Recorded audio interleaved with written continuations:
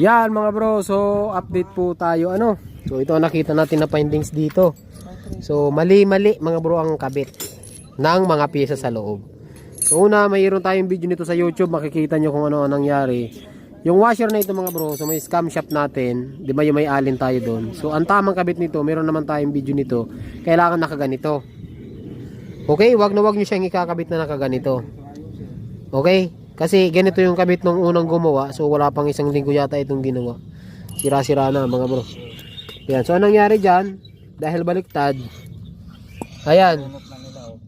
Nabusalsal yung ating camshaft. Okay? Nabusalsal yung ating camshaft. Tapos yung tuning ng barbula mali. Yan. Nagpang-abot yung piston tsaka barbula. So no choice. Kakasapak ng kakasapak. Ayan. Kita nyo yan. Tama na yan. Buti nga hindi nabasag yung piston. Anong nangyari? Sobrang singaw ng barbula. Ito ang problema. Ito